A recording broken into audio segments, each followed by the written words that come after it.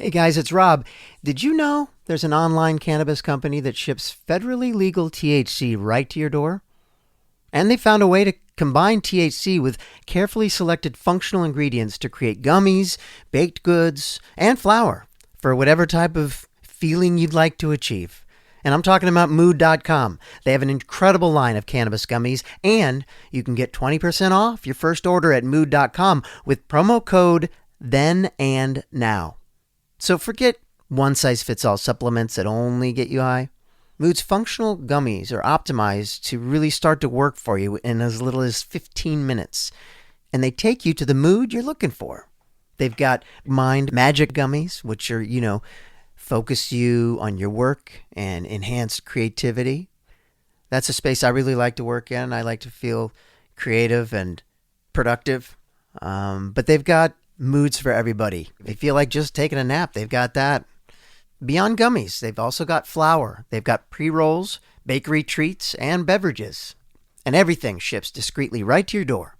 No dispensary lines, no awkward conversations. Just better days and nights delivered to your doorstep.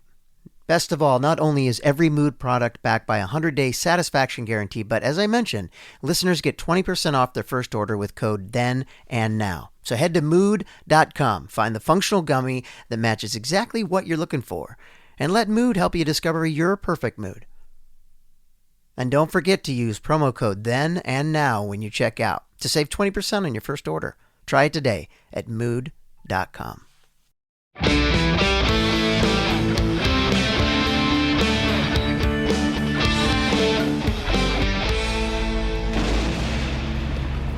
In 2005, two brothers hit the road in search of their father and wound up fighting demons, angels, monsters, and fate itself. Over the next 15 years, Supernatural became more than just a TV show.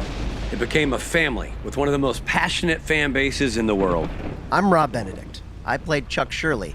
You might also know me as God. And I'm Richard Speight Jr. I played Loki, the Trickster, and Gabriel. And I also directed more than a few episodes. Now, we spent years making this show, but we never actually sat down to watch every single episode in order until now. And that means that each week we're watching Supernatural from the beginning, now diving into Season 8, the year of purgatory, prophets, and the pursuit to close the gates of hell. And we'll be joined by cast, writers, directors, and the crew who help bring each episode to life. You'll hear behind-the-scenes stories, our honest reactions, and maybe learn a little about how television gets made along the way. Now, I'm warning you, there are gonna be spoilers. And remember, this is our first time truly watching the series, so if we miss a detail or don't remember what happens 3 seasons from now, well, that's part of the fun. So join us as we keep the engine running, hit the open road, and fall even deeper in love with Supernatural.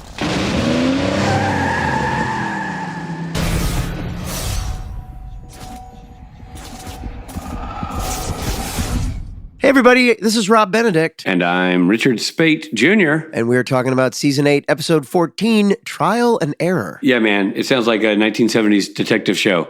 Bobby Trial and Dave Error are on the case. And confusingly, you're Bobby Trial, and I'm Dave Error. Why is that confusing? What is that? Because I'm Bobby in real life. I didn't even think about that. That was like when you and I were on Criminal Minds Beyond Borders, and you played Rob. It literally played Robbie. Yeah, if things aren't confusing enough, telling us apart. But hey, that's not the point, because we're talking about Supernatural. Are we? And before we get going on, before we get going on this episode, I'd like to say, hey, everybody, we did it. We reached the halfway point of the series. That's right. Episode 163. We're halfway there. Wow, I did the whole series. Yeah. Oh my gosh, that's amazing. Yeah. So it's been what? It's been about 7 years. So it's going to be about 7 more. Has it been 7 years? Have you been doing this for 7 years? We've done it for about 4 years. I think we do 2 a year. So, and I've got a script here I'd want to stick to. As President Theodore Wow. Roosevelt. No, I just have to get these quotes out.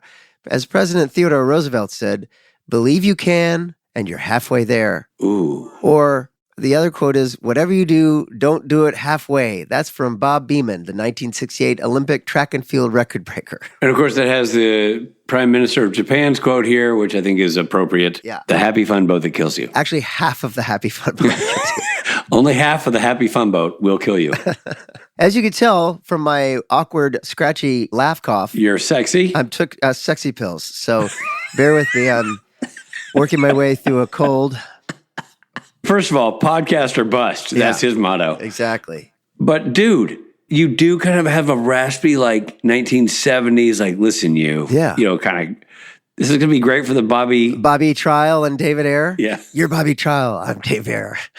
And it's Trial and Ayer. And you're obviously a chain smoker because of that voice. You're like, listen. Exactly. Listen, Bobby. I don't take no guff from nobody. Well, I hope we did justice to those quotes. I think that you and I nailed it. And I also think that this is what you would sound like and I would sound like if we were doing this podcast in like 1977. Yeah. You know, we would have been smokers. Smokers, yeah, definitely. And this is what we sound. It would be normal. It would be the new normal. Yeah. We wouldn't have made it to this age. Well, no, we'd look like this at 32. Exactly. All right. Well, shall we get into this episode? No, I'm going to pass. But hey, forge forward. I'm kidding. Yeah, heck yeah, let's do it. All right. In fact, why don't you do that thing you do really well with that little extra rasp you've got? Why don't you summarize? Like you're in the back of a VW van, lighting up a fatty and talking smack with one of your pals. Really? Is that? Yeah, I mean, that's what I voice. summarized? Okay. Sure. Hey, guys, remember that episode when Kevin Tran awakens alone on Garth's boat, trapped in a relentless routine of caffeine, hot dogs, and aspirin? I can tell you something. After taking a look at the Garth's boat, that is not a happy fun boat. No, it is not. So it will not kill you. Well, it might kill you. Oh, it still might kill you. Yeah, but it's not a happy fun boat. He's taking caffeine, hot dogs, aspirin, and deciphering the demon tablet.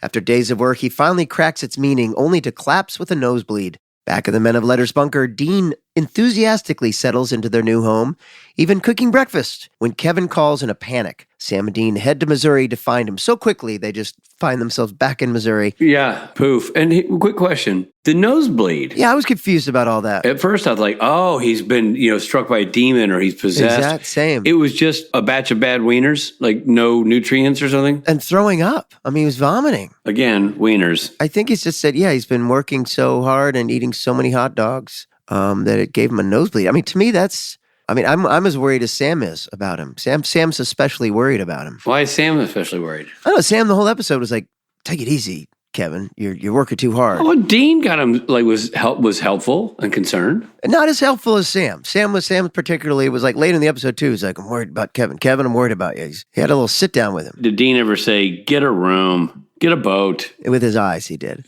But I was with you. I thought, okay, something's seriously wrong. And I don't think there is. I think he's worn out and sick to his stomach because of the hot dogs. Yeah, okay. So Kevin reveals the tablet's secret. The gates of hell can be closed permanently, but only after completing 3 divine trials. The first requires bathing in the blood of a hellhound. Though exhausted, Kevin urges them forward, convinced this is their chance to end the war against demons.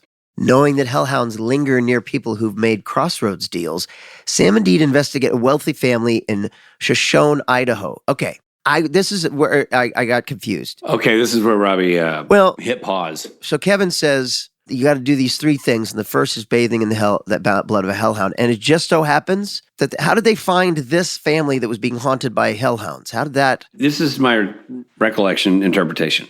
They had to try to find a place where somebody had sold their soul. They had to try to find proof that somebody somewhere had sold their soul to a devil or a demon. Right. Made a crossroads deal. Right. Sam found an article about, or did, something came up, and he's like, oh, they struck oil in a barren part of America where there should be no oil.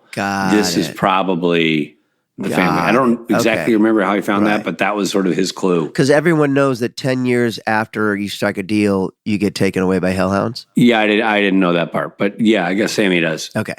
That makes sense. So this family, the Cassidys, are in Shoshone, Idaho, and they struck oil 10 years earlier despite the odds. Posing as farmhands, they meet the family's manager, Ellie, patriarch Noah, country singer mother Cindy, daughters Alice and Margie, and Alice's husband, Carl. Now, may I just tell you for 1 second, who wrote this episode? It was the old Andrew Dabb. Andrew Dabb. Well, Andrew Dabb should be getting residuals for Yellowstone because it's almost the exact family lineup. Oh, is it really? Yeah. I don't know Yellowstone very well. I've only seen 1 or 2 episodes, but it's got a, salty-tongued alcoholic sister. This one has that. This sort of cold patriarch father who seems oddly distant. We got that. Is there a do-gooder younger daughter? There's a do-gooder younger son. There's a do-gooder son who works for dad. There's a smoke show.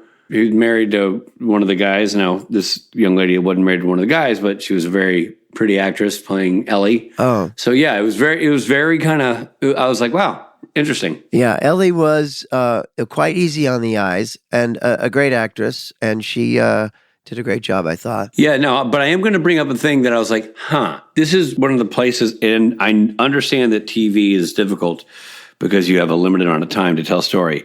But those dudes just pulling up, and it happens to be, y'all want the job, just was uber convenient to me. It was very convenient that they got the job right away. With not even so much as a change of underwear, suddenly they're living in the house. Although I will say they made it almost seem like these guys would be fish out of water doing this, but these guys are like rugged dudes. Yes, I'll give you that.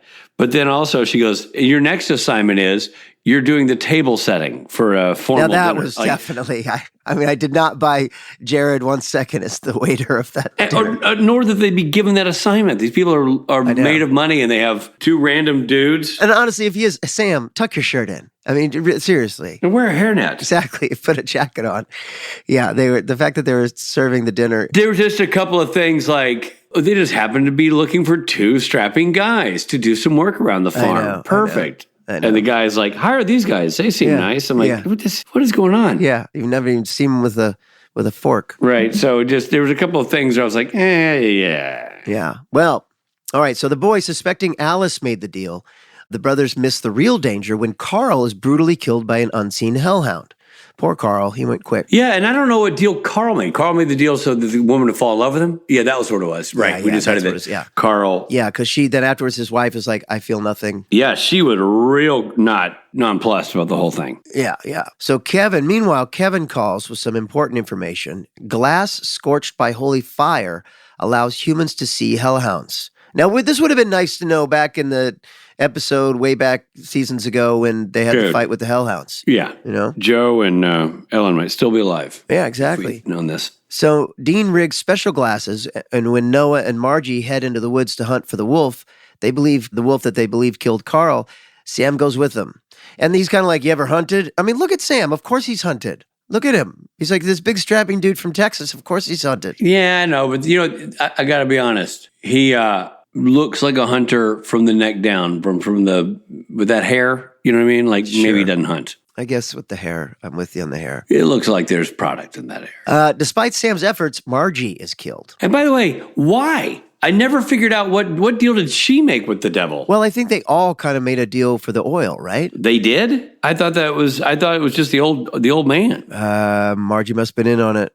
I think they said something. I got confused because my understanding was that Carl did something, or, made a deal to have a young bride or something like that. I don't know. Yes, that's true. Although he says he didn't. He's like, nah, I'm just rich. So that sort of normal, emotionally balanced girl goes out hunting. And by the way, she had an affair with Carl. Right. Margie did. Yeah. Yeah, that's right. That was also weird. I mean... Yeah, I don't know. She really loved Carl, but Carl loved her sister. Which I don't get that at all. Why wouldn't Carl love her? She was also a catch. Yeah, she was a catch. I don't know. And then Carl, Carl should be on bended knee to have her after him. I know. So Carl has an affair with her and then marries the sister, which makes no sense, by the way.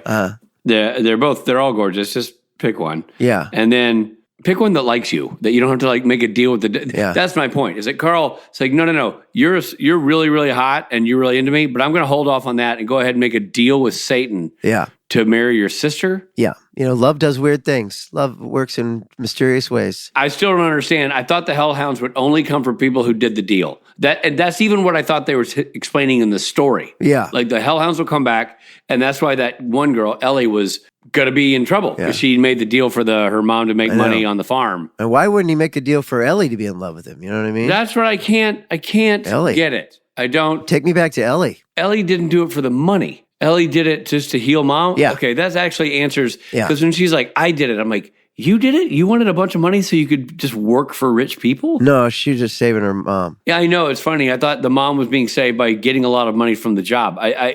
Until right now, it's not really coming together for me. Okay. Right.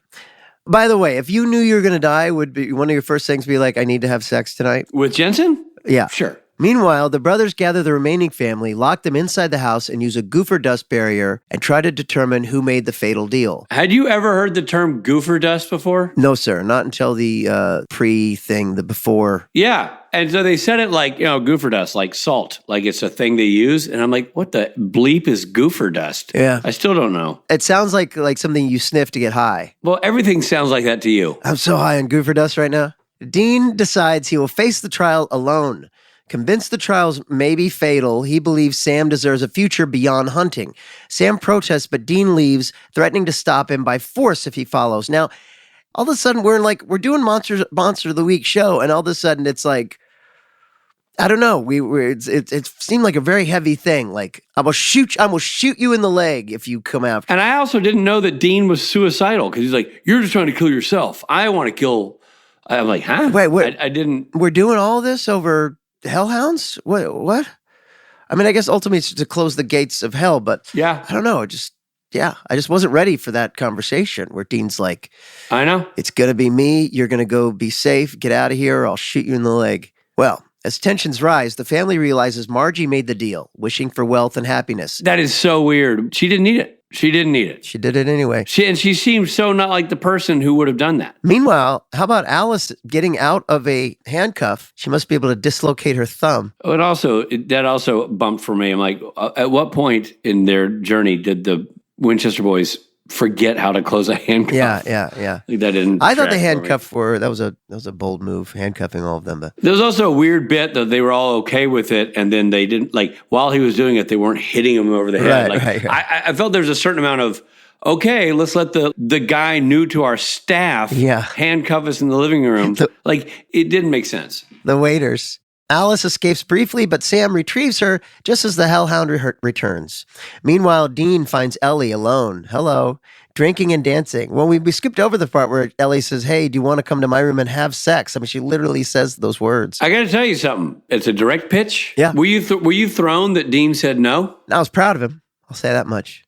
Proud of him because he has got a cause he's got to fight for. What? Hey, I'll tell you this much. I wouldn't have. You know what I mean? I know I would have buckled. She wouldn't have gotten to you'd have been ripping off your pants right there. Meanwhile, Dean finds Ellie alone, listening to "I Touch Myself," the song "I Touch Myself." Like she's a hat on a hat with the horny, huh? Drinking and dancing. She confesses she made the deal with Crowley to save her mother from dying, knowing it would cost her soul. Crowley never mentioned the 10-year deadline or the hellhound. Dean realizes Crowley intentionally withheld the fine print from all of them. What an a-hole. Wow. You think when you're dealing with a demon, it should be very straightforward. Dean hunts the hellhound using his glasses, but is violently overpowered. His glass is shattered. Sam arrives just in time, shoots the creature, slits its throat down its belly, soaking himself with lots of blood. That must have been fun for everyone to shoot. We'll have to ask our interviewee about that. Dean tries to complete the trial's spell, but fails. Sam, being the one marked by blood, bathing in the blood, makes a choice. He will complete the trials himself. Unlike Dean, Sam doesn't see this as a suicide mission. He believes they can both survive and that Dean matters just as much. Yeah, I didn't. That's the part I wasn't reading into it earlier that Dean suddenly wanted to kill himself. I didn't read that the person who bathes in the actually has to die to make it happen. I don't know. No. That's not that. They don't have to die. You might die trying to do it, but you don't have to die. I see. They have 3 things they have to do. Right. It's like, Hercules tasks. You got to, this is number 1. Got it. And then there's number 2 and number 3. I guess that's the next 2 episodes. But Sam recites the incantation, his arm glowing painfully as the trial takes hold. Yeah, that was interesting. Like, what's with the glowing arm? Yeah, what's that going to be? Yeah, here we go again it's like the demon blood all over again. The episode ends with the brothers' roles reversed. Dean desperate to protect Sam at any cost, and Sam stepping forward willing to risk himself to close hell forever. I was surprised that Dean didn't immediately, in the middle of his brother going, Dean, this is what I want, and all you hear is footsteps as he runs back to Ellie's chamber to go, hey, I didn't have to bathe in the blood, so I've got some time. All right, well, I think it's time for that thing you do. Arr! Arr! Arr! Rob and Rich. Ratings. I'm a sucker for hellhounds, to be totally honest. I love the gimmick that the show developed to issue those. You always did like that. Yeah, not just any hounds, hellhounds. I think they're really cool. To me, there were some plot issues that I just were kind of like, all right. Yeah. Like hiring the guys and they pull up and immediately they're shoveling poop. And now suddenly they're the waiter and they're cook. And like she works with this incredibly rich family. Yeah. She's just going to randomly hire a guy she's not sure who can cook to cook them dinner. Like I get it, but sometimes Supernatural takes pains to explain those things. Sometimes they just go, and this is the thing. And so when they go, and this is the thing, you kind of go, eh. I'm not going full beard, and it's too bad because, we could have given it to Carl, who's right there in the show with his big Zach Galifianakis beard.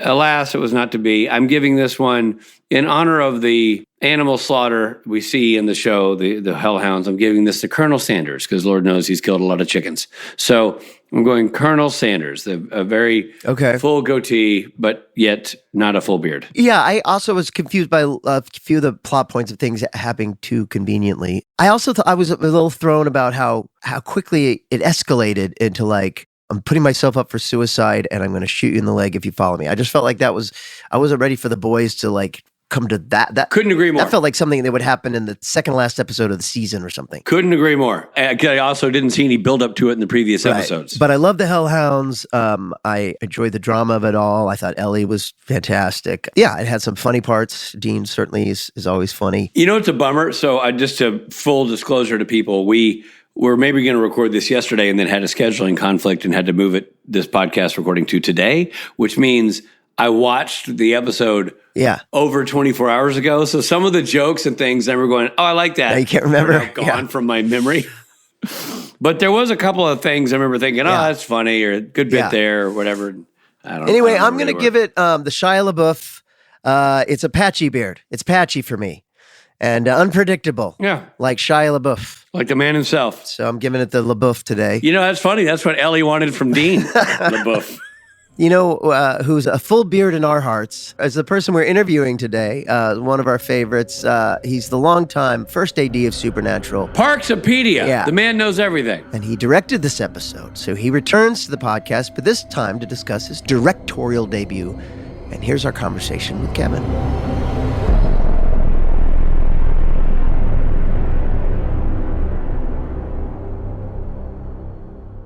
We've got Kevin Parks on the horn, is what we've got. Kevin, as you could tell, this is a well-oiled machine. Yeah, man. Congratulations, retroactively, for directing your first episode of Supernatural. Yeah, thank you. It's very exciting to see your name on there as the director. What was the process like for you to be able to get the directing job? It was basically asking Bob to, if we can do an episode, Yeah. It was season 8. It was big getting on, going on. And it's like you wanted to move on in the career a little bit to scene. That was the step to go for it. And it was getting Bob and Eric's approval. And well, not so much Eric, mostly Bob at that point in time to say yes. And then Andrew is also the showrunner, so he had to go sign off too. So right. And then also the previous season is when Johnny got his chance to direct. So it was like, okay, well, you're kind of like giving the crew something extra to look forward to. So how long were you lobbying for this, or how long were you making your wishes known before this became a real conversation? I started talking to Bob in season 7. Okay. Yeah, and the end of season 7 to being in season 8, that's when the decision was made. So right, it was a very happy day when that phone call came through. That's exciting. Just hold that thought. We're coming right back.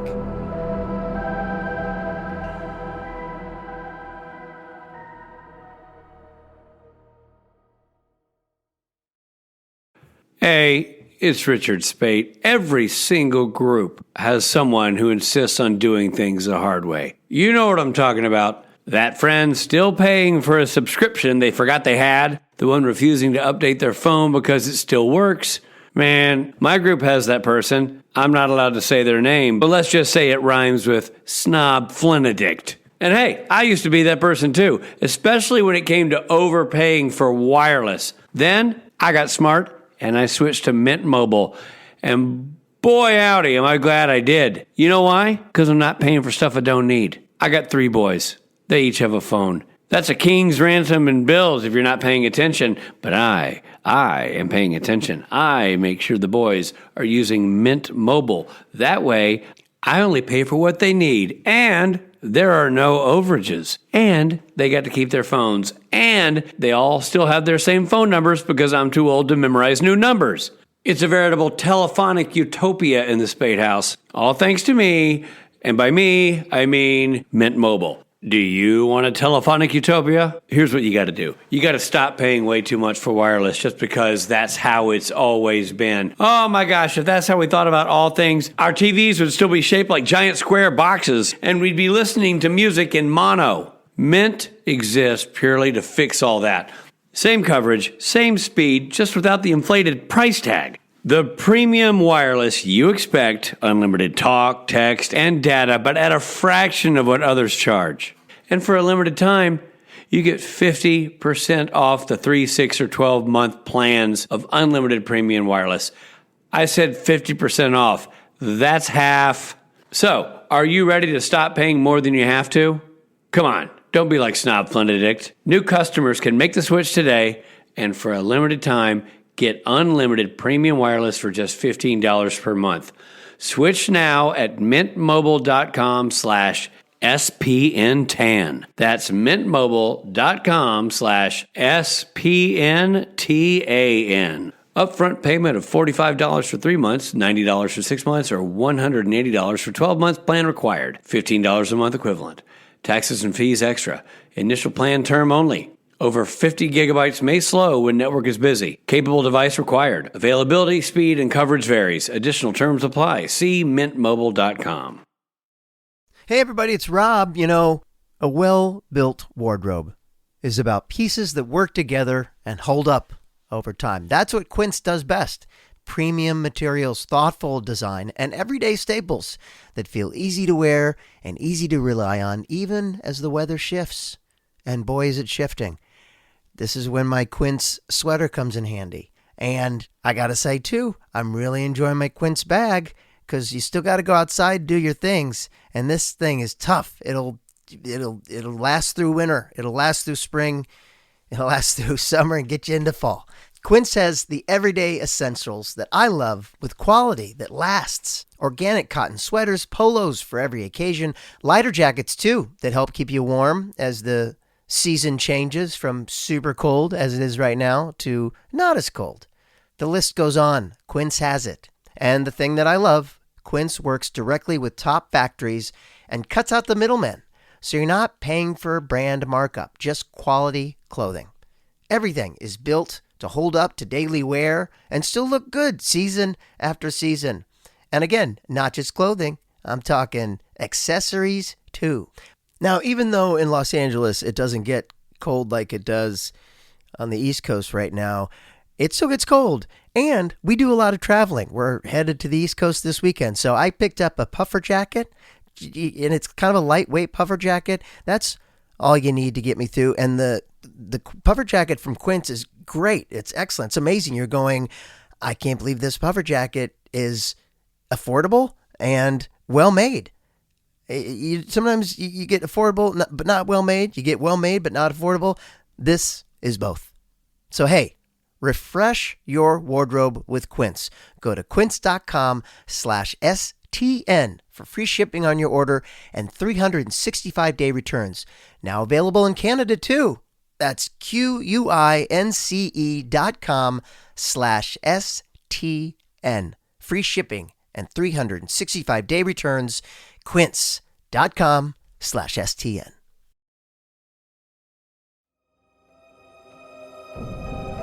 And we're back.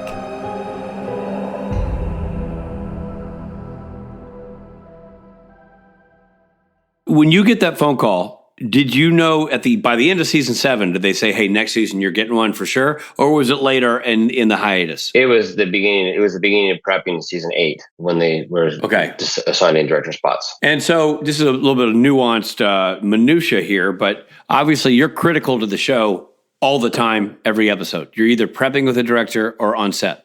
So how did they work those logistics for you to then be helming an episode? How does that work out? It was basically, it had to be on the odd rotation mind. So when I finished off filming, this is episode 9, so 7, I would go into the directing part. And then during that first part of the season, I'd be looking for a first that would fill in for my job to be my first. So that was, they left that to me to find who that person was. Normally we would just, if somebody's coming and leaving, this production would find the first AD, but they let that up to me to do. So I found somebody who I would like to work with. Okay. Who was it? That was Ella. Ella was my first, she came to fill at the end, but she was available for that episode. So Ella came and did that. And who's Ella? Ella Kuchera, she was the first AD for the last couple seasons after Johnny. She took over. You would know her. Ella, yeah. One of our in-house people. Yeah. We're more asking, I think, for our listening audience. Yeah, cool. She took on, I know Ella and I worked together. When I was directing, I had her several times. Yeah. She was... Well, because for some reason they always gave you the even episodes. They never really put you on the odds with me. You know what it is, and I think it goes back to the ski weekend. I think that people saw that and they didn't like the camaraderie. Yeah, and they're like, no way are we gonna. They were jealous. Put these two guys together. So Kevin, had you directed any kind of episodic TV before this? No. This is my first episode doing. And what was the biggest difference? Like what muscle was the newest to flex, being a director as opposed to an AD? It was the biggest challenge because as an AD, I'm always doing logistics and planning and making sure that the director has everything there. So I'm all about time. Yeah. The biggest challenge was putting that aside and letting somebody else think about it. And I never really did get past that point. It was always in my head. Yeah. But, as a director, you have to be thinking of the creative and telling the story, not about time all the time. Right. At a certain point you have to, because on an episode, you have to get finished in a certain time frame. Yeah. But you have to, when things happen where you lose time, you just can't always be putting back in your head to going, I gotta cut back here to do this, Right. Yeah, but that's got to be a tough switch to toggle. You know what I mean? Oh, it's a huge switch. It's the biggest change you got to go from. To be creative and tell a story, you got to turn the stopwatch off after a bit. Yeah. Did you find that challenging? Very challenging. What was the process like then? Because you're on a show. This is obviously a safe set for you. These are your people. This is your family for 8 years up to this point. And everybody wants you to succeed. So now you have to exercise a fresh muscle here, the creative muscle of telling the story. And to your point, keeping track of time, but not militantly like an AD would do. So that you're just kind of, it's somewhere in your being, but you are really more focused on telling your story cinematically. So was there a process where you like, hey, Ella, don't come up and tap me on the wrist all the time, on the shoulder all the time about the time until we're in trouble? Was there any kind of shorthand you had with her to help you release that thought process? No, we didn't really have that discussion too much. It was more or less for me to consciously not always think of that. I did channel Kim a lot in terms of like trying to do things in, as much as a one shot as possible. Right. So you get a lot of chunks out of one piece. And then you can cut that up later in post, but I was trying to make sure I can get as much out of one shot as possible to, not have to do so many setups, but tell the story as best possible in a nice shot. And I always ever since film school, I like big, long takes. Right. I'm not, too big. Being very cutty at times is beneficial for certain sequences, but I'm always a fan of a long take. Yeah. Yeah. When they're planned out nicely, they're very poetic. Yeah. It's like, not to channel too much, but we just watched Sinners a couple nights ago. And I don't know if you've seen Sinners, but there's one amazing where the guy's playing guitar and they go this long circle and it takes on about like 5 to 6 minutes. Amazing shot. Yeah, it really is. Right. Yeah. Yes, I've seen it. It's a great movie. Yeah. So I've always liked that, and Kim always pushed for that too. I mean, when he was doing stuff, it's like you never got into the really cutty. He would do it if he need be, but he tried to combine as much as possible in one shot. Yeah. This episode was a challenge because you have a lot of guest stars to cast. Were you? How did you find that process? Casting Danae Garcia as Ellie and the rest of the family. Casting is probably one of the weaker points because, again, as an AD, you're never really in the casting sessions. You never. And this is when we still went to do casting sessions as opposed to just watching tapes. Right. We relied a lot on Heike to help out in terms of, as I told him first thing in there, it's like I can tell good acting, I can tell bad acting, but medium into get to better is not really a strong point. So it was another learning curve to deal with that process. Right. And again, when it comes to the cast, especially on episodic, is you can look at all the tapes, you can put your picks out, but ultimately Bob and Andrew had the final say in who the cast were going to be. I see. Right. Yeah. Was it always that way, guys? Yeah. Wow, that's interesting. Yeah. So I mean, again, you go through the LA cast are based by tape, and then from all the local cast, you go to the session and you put your top three picks up, right, and then Andrew and Bob would do the final say. Yeah. What's the title Trial and Error a reference to? Do you know? It is about the trials for opening the gates of hell. Right. It was the first one. So, right. It was gutting the hellhound. Sometimes there's a rock and roll reference or whatever. We weren't sure if there was like picking a up pop culture reference on these titling. So let me ask you this. So back to the casting, you obviously leaned on the expertise of Heike and then the final decision making of Bob and Andrew? No, Bob and Jeremy. Oh, Andrew Dabb was this point in time. I think it's Jeremy. Season 8? Andrew Dabb wrote it, but Jeremy is still showrunning. But did your instinct line up with their thought process? Meaning, like you said, you know what you like, you know what you don't like. Were you guys in lockstep, or did you find yourself with some members of your supporting cast that you were sort of like, oh, I didn't see that coming? No, they were pretty close in terms of, they were in the picks anyway. Right. Yeah. I mean, it was, again, the guest star would deny. I mean, they basically, I think, already had her picked. Right.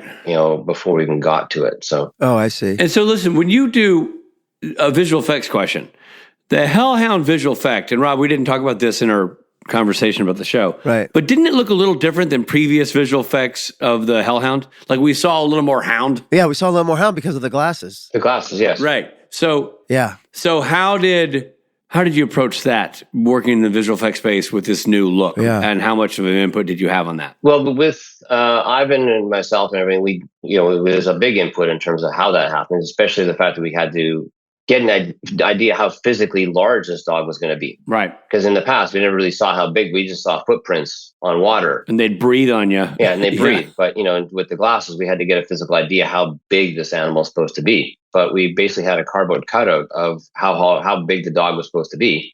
So we knew how to frame it properly. Right. You could bring the cardboard cutout in.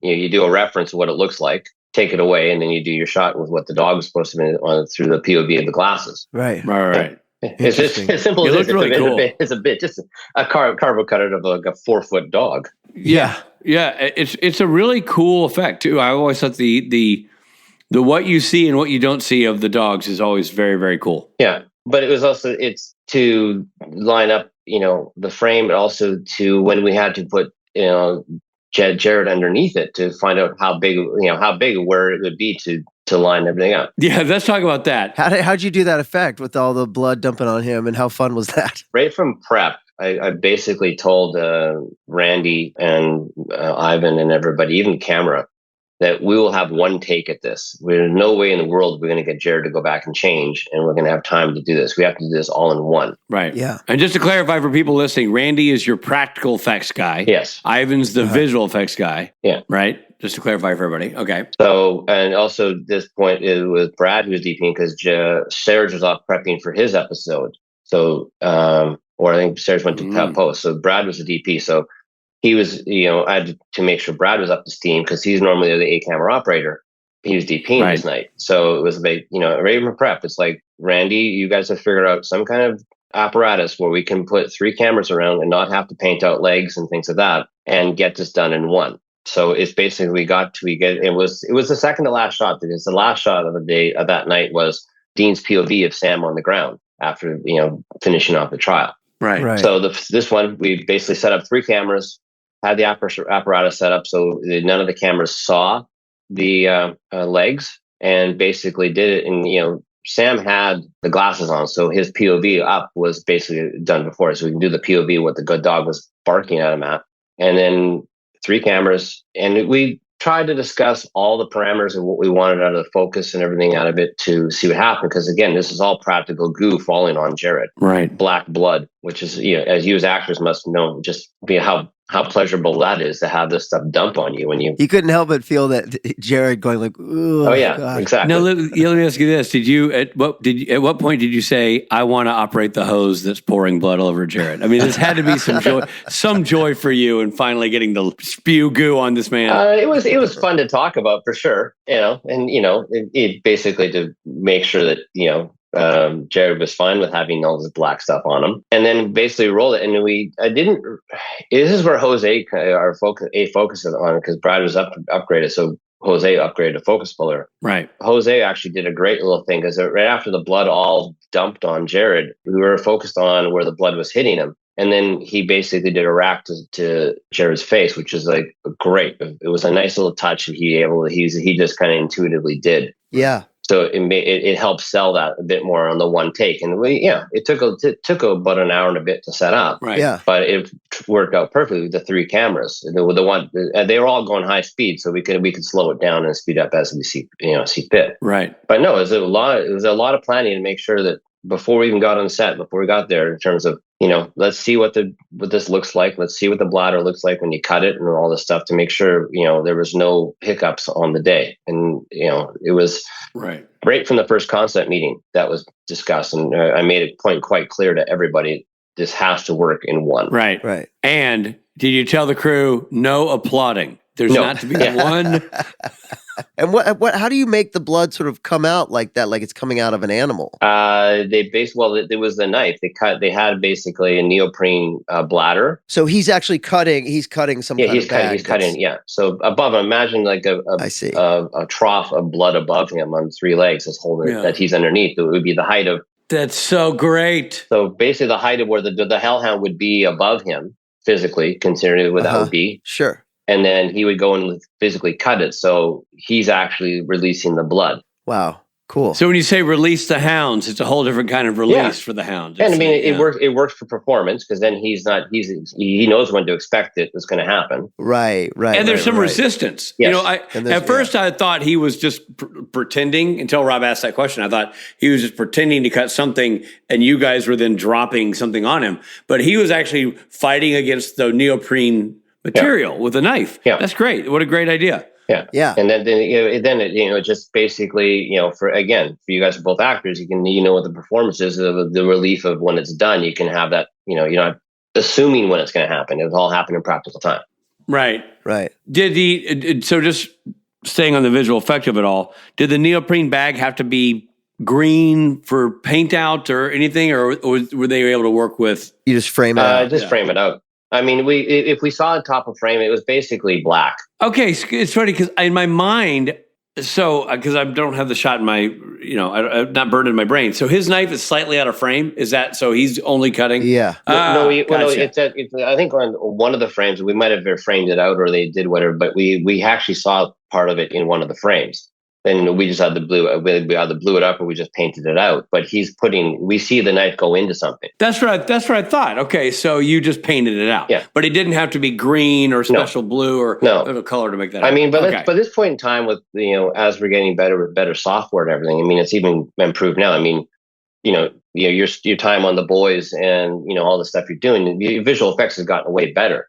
But we were getting, by the time like season 5, we were 6, we were kind of steering away from having to put green and blue up all the time. Right. Unless it's a really serious, but we're just doing clean plates. Right. Or since we had visual effects in house, the paint out was a lot easier to do. We weren't worrying about how much it was going to cost. It was more about time to do. Right. Kevin, where did you shoot this episode? Was it all on a ranch somewhere? It was in South Langley. It was a equestrian thoroughbred ranch. That's where the main house was. And that was all practical. The house was all practical. The indoor. All the stuff in the house was the only set pieces we did were the bunkhouse and obviously the motel sets. But everything else, the mansion was huge. Wow.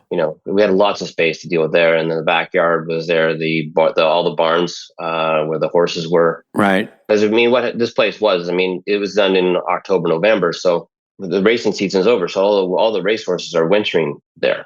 So there's a whole bunch of thoroughbred racehorses there. Wow. Beautiful. And I noticed it was raining in a couple scenes. Obviously, yes. Yeah, and then we also use there's another, say next door, but it's the neighboring ranch. We use a bunch of the property there for running through the trees. So we kind of combined. We were out in Langley for this episode most of the 8 days, probably 6 of the 8 days. Wow. That's crazy. Was there a scene or sequence that proved more difficult than expected to execute on the day? Playing homage to Kim, I always wanted to try and get the prism out, but it was really hard to find a place to make it happen. We got one sequence in for it. Again, with the rain, it was difficult to take care of. But again, being a new director, I kind of screwed up on one day where I should have had a jib arm or some kind of crane, but I thought we could execute it with a steady cam. So we put Rosie through the ringer a bit, so we didn't actually hit the actor with the rig, which it was a challenge. That was when we found one of the bodies in the woods with the neck all taken out. Yeah, and it kind of, for me, it was like, damn it, and that in the back after the fact, I should have put a jib arm or something, or somebody should have mentioned this is probably a jib arm shot as opposed to steady cam. And why? What was I know it's when the young daughter has been mauled, right? Yeah. They're out hunting. Yeah. As I wanted to come off of that, and I wanted to come up over her head to see them as they approached and saw it. So I basically thought, well, we could just do the steady cam, but that would be Rosie having to kind of come across over her head and not hit her head and come across and then step over her. With the camera set in low mode? Yeah. Yeah. So okay. We were able to do it. Rosie was able to do that, but it would have been a lot safer and easier to do on a jib arm. Yeah. So that was a challenge there because I kind of made a judgment error and not have the right equipment out. Yeah, right. Well, that's one of those lessons you learn in the field. You know what I mean? And now it's like when directors and people are talking about shots, it's easy to look at it going, okay, well, we physically can't do that with what we have. We need another piece of equipment. So doing this for 29 years now, I get an idea what piece that is before I even talk to the grips or the camera crew about what the gear we need. I can pretty much tell you what it would be. So that was a lesson learned there. Is there not that you didn't, so much, Kevin, know so much about everything, especially with this show, but after you directed this episode, did it inform you better as a first AD in terms of being able to put yourself in the shoes of the director, what the director might need or no? Did it make you feel more empathetic for what the new directors must go through or something like that? Definitely. In terms of the pressure, the pressure the director has to go through to just even be there. Yeah. And then the pressure to make sure you don't, miss a beat or too many beats because you can't get all of them at a time.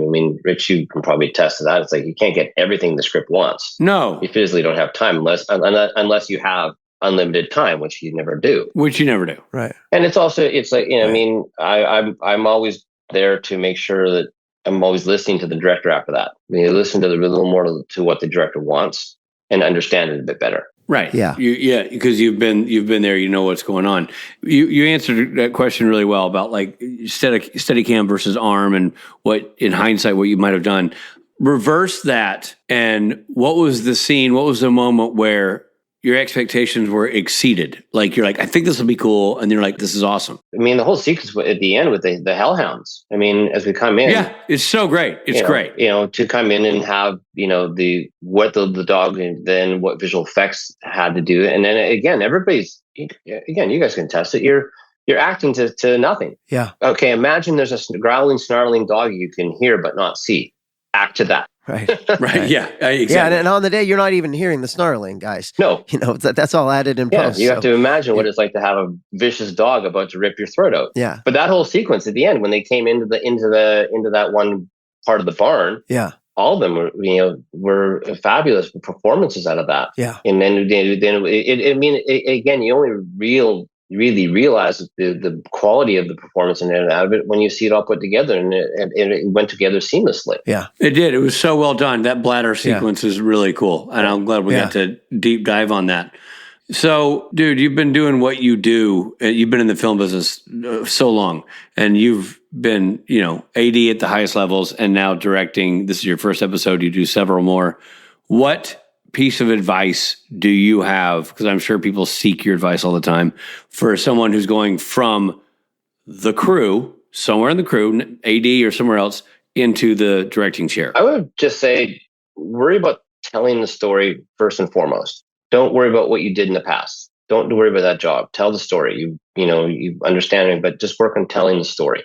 Right. The key to what we're doing here is we're telling stories. We're not worrying. It's not about can I use it? Do I have a crane here for this? Do I have to have a crane? Do I need that? Some of the best stories told don't have special equipment. Right. Get the story down, work with the actors to make sure that everybody's on board with what you want to do. And I got caught a couple of times when Jared asked me a couple of questions and I really didn't give him good answers because it was kind of taken off, because I never expected Jared and Jensen to ask. So what should I be thinking here? Like, well, they already know their characters so well. So I've never really, even as an AD, I never really heard Jared ask that question before. Oh, kind of took me off guard. Right. Just listen to make sure the point of each scene is in terms of what are the beats of this what you want out of each performer each time.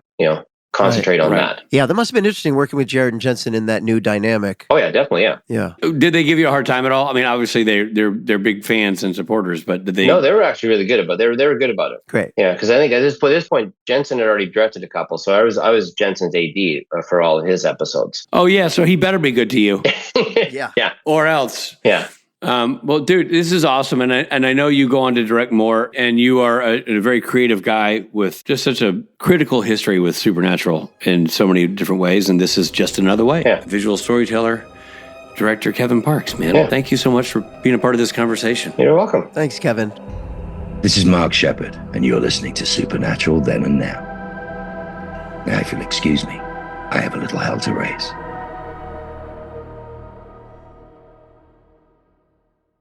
Yes, online shopping is quite literally at our fingertips, but that doesn't mean it's always simple to buy. Whether it's trying to remember one of a million different logins so you can actually place your order, or getting almost all the way through checkout before realizing your card is nowhere near you, there are many hiccups that can get between you and placing that order.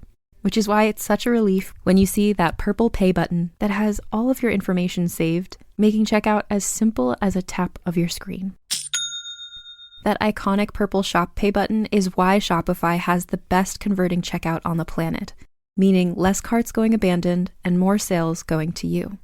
Shopify is the commerce platform behind millions of businesses around the world and 10% of all e-commerce in the US, from household names like Thrive Cosmetics, Gymshark, and Allbirds, to brands just getting started. And they're not just great at converting sales. If people haven't heard about your brand yet, Shopify can help you find your customers with easy-to-run email and social media campaigns. And they have world-class expertise in everything from managing inventory to international shipping to processing returns and beyond. Tackle all of those important tasks from one place, making your life easier and your business operations smoother. See less carts go abandoned and more sales go with Shopify and their Shop Pay button.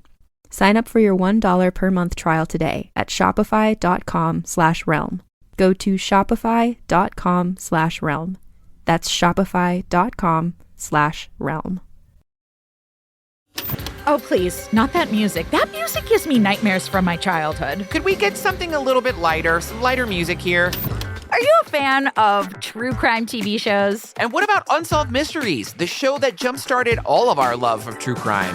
I'm Ellen Marsh. And I'm Joey Taranto. And we host I Think Not, a true crime comedy podcast covering some of the wildest stories from your favorite true crime campy TV shows all the way to Unsolved Mysteries. Baby, you will laugh, you will cry, you'll think about true crime in a whole new way, and you'll also ask yourself, who gave these people mics? New episodes of I Think Not are released every Wednesday with bonus episodes out every Thursday on Patreon. And every Monday, you can listen to our True Crime Rundown, where we go over the top true crime headlines of the week. So come and join us wherever you listen to your podcasts.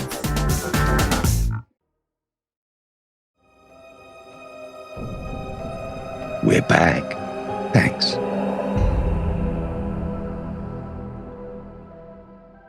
Kevin Parks, everybody. Parksopedia. Knows them all. Yeah, man. Such a great guy. And such an intelligent guy and such an asset to any veteran or new director. He's just awesome. Yeah. He was very helpful to me, even though he was never my AD when I was directing. I'd talk to him all the time. I'd go pick his brain about this, that, and the other. Well, you did what? 12 episodes 13, as a I think. director? Yeah. And never with Kevin. No, isn't that weird? So weird. Because he does every other one. You'd think that you. And I had everybody else. I had Gabe. I had Johnny Mac. I had Ella. Oh, wow. I had Deb when she bumped up. Sure. Like I had everybody. Wow. Yeah.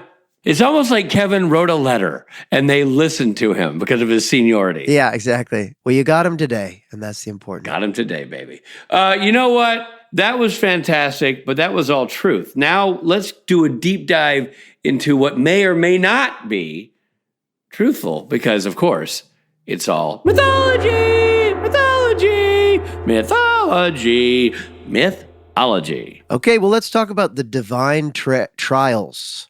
Or, I almost read that as trails. Well, it says that's because it's spelled trails. Oh, it is spelled trails. Yeah, okay. Yeah, but I think it means, all the divine trails obviously lead to your house because you're God. Exactly. In the episode, God has set up 3 trials that a person must complete in order to seal the gates to hell. Throughout various cultures and mythologies, gods have set up trials for man and heroes. Right. You and me. Here are a few of our favorite trials assigned by gods. Rich? Well, and this one was mentioned in the episode, old number 1, the 12 labors of Hercules, which is from Greek mythology. Hera, who I believe is Zeus's wife, seeking to destroy Hercules, drives him mad and ensures he must atone through impossible tasks set by King Eurystheus under divine influence.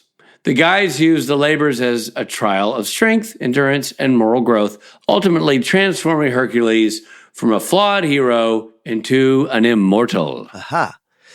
Then, of course, there's Job's trials, which is in the Hebrew Bible. Correct. God allows Satan to test Job's faith through catastrophic loss, his wealth, children, and health, to determine whether righteousness depends on reward. The trial is not punishment, but a profound examination of faith and suffering. I'll tell you something. As a guy who's read the story of Job in the Bible, it sure seems like punishment. Job goes through it, man. Yeah. And, that old saying that is used in biblical and non-biblical circles alike, saying you have the patience of Job, like to be able to endure so much. The worst. Oh, my gosh. And then come out still believers. Yeah. Really intense. Yeah. Odin's test of mortals. I like that I get the Odin one because, you got a little... Gabriel did an episode with Loki. Yeah. Gabriel did an episode with Odin, Hammer of the Gods. Sure. So I've worked with Odin. Great guy. Great God. Yeah. This is all from Norse mythology. Odin frequently... So this is for our Norwegian friends. A little tip of our cap to our listeners in Norway. That's right. Tusen takk for listening. Let me start there. Okay, sure. Odin frequently disguises himself as a wanderer to test wisdom and generosity among men. Those who fail suffer consequences. Those who pass may receive knowledge or protection. Oh, man. Or may not. Yeah, that's scary. And by the way, a little something for our Norse fans out there. Okay. I just wanted you to know that personally, I enjoy getting a Wiener Pulsen on a Loompa when I'm in Oslo. And yes, I'm not afraid to put a little Rex-a-lot on that. Just want you to know. Richard Speight has a saying for every country in the world, a little something, a little nod, tip of the cap. And that must be his Norwegian one. That's I got to put my Loompa around my Wiener Pulsen if I'm going to have some Rex-a-lot. I like ranch dressing on my Rex-a-lot, personally. Gilgamesh and the Cedar Forest from Mesopotamian mythology. That sounds like a children's book. That's right. The gods allow Gilgamesh to confront Humbaba, guardian of the Cedar Forest, as a trial of kingship and courage. Though successful, the act triggers divine consequences, teaching that passing a trial does not free humans from accountability. Which then raises the question, then why the trial?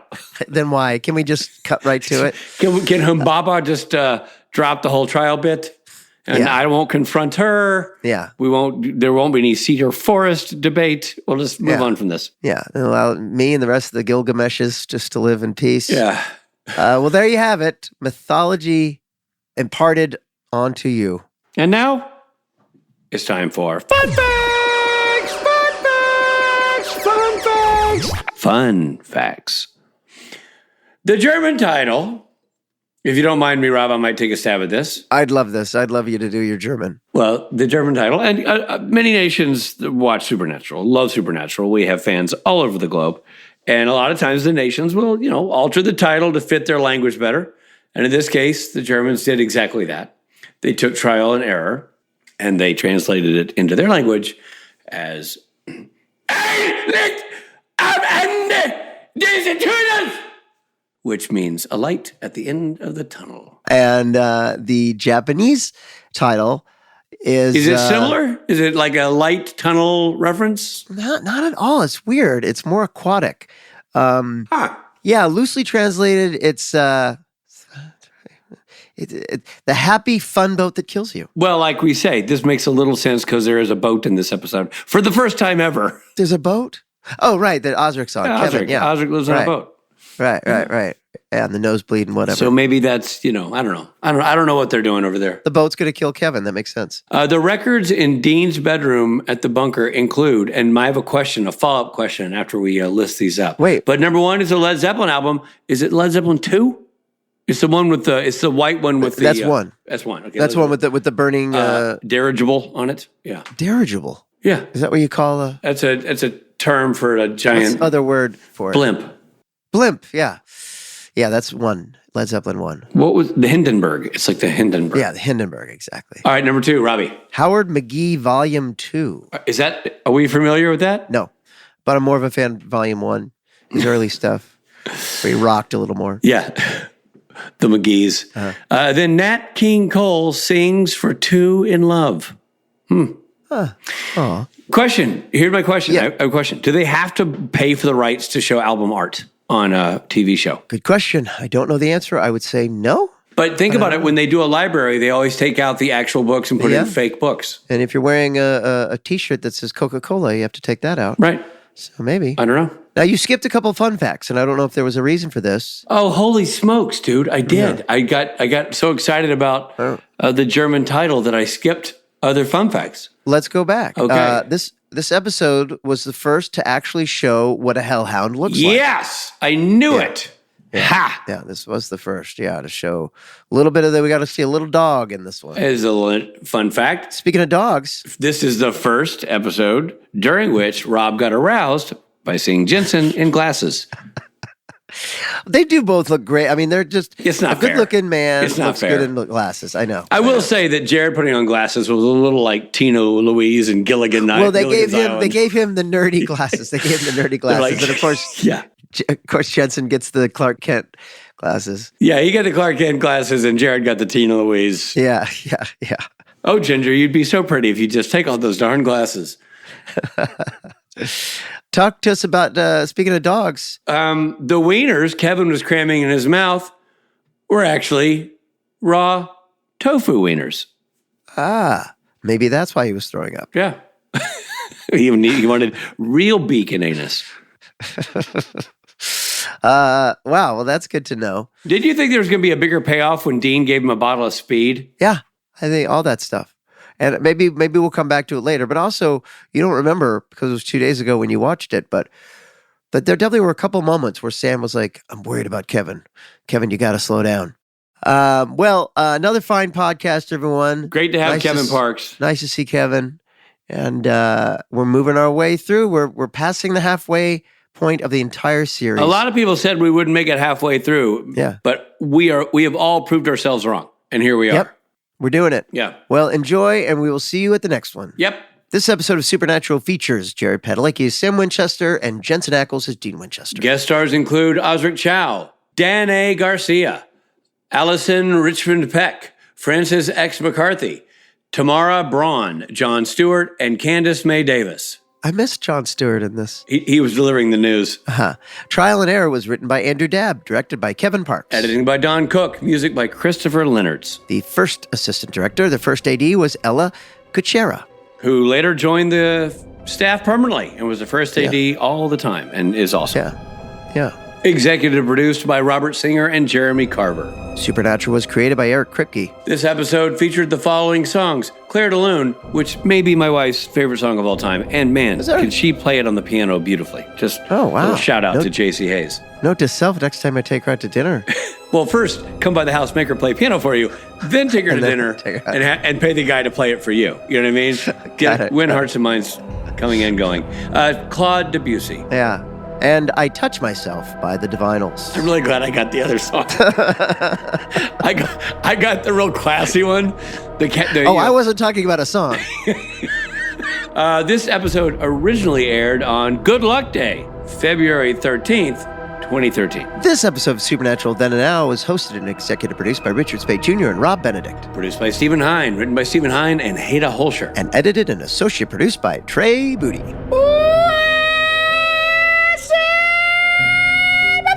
Music provided by Tim Wynn. The episode was recorded with the help of Sonic Fuel Studios. This podcast is from Story Mill Media. Follow the podcast on Instagram and YouTube at SPN Then and Now. And become a member of the podcast to get early access, chat rooms with other podcast fans, and video interviews at patreon.com/SPN Then and Now.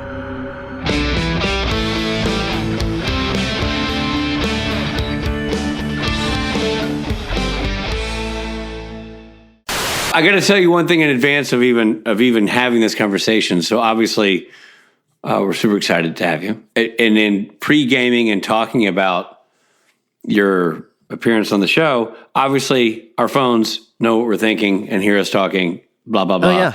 I woke up this morning and my phone, what it put up as a memory was you and me on the ski mountain in Whistler. Oh. Kevin and Rich. So what I want to know is what spawned this romantic getaway with the two of you skiing at Whistler? What was that from? We just needed some Kevin and Rich time, just to get out and get away from the hustle and bustle. Now I'll tell you what it is. Kevin is an expert skier, and as a hobby side gig, he's a ski instructor at Whistler. Yeah.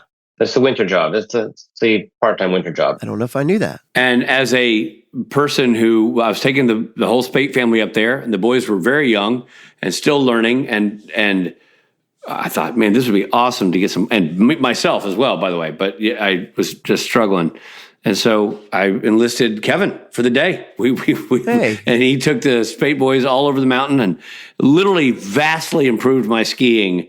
Like I went from doing it because my kids did it and my wife liked it to actually enjoying it. It was awesome. That's awesome. That's the goal. Yeah, but you'd be surprised. It takes somebody who understands what can spot what's going wrong, understand how to fix it, and explain it in a way that a non-skier can apply it. You know what I mean? It was great. You were great. And the kids loved Kevin, and he took them everywhere. It was like an awesome day. Hey, even your son, who is a snowboarder, enjoyed it too.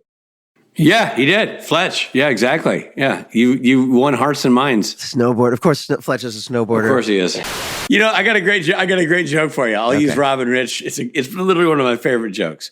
Okay. These two guys, Rob and Rich, are sitting around having a beer, and Rich turns to Rob and says, "Hey, Robbie, if the bomb went off and you knew you had mere moments to live, what would you do?" Robbie thought about it for a second. He says, "I would bang the first thing that moves." "What would you do, Rich?" Rich responded, "I'd stand perfectly still." That's funny. All right, back to the program. Story Mill Media.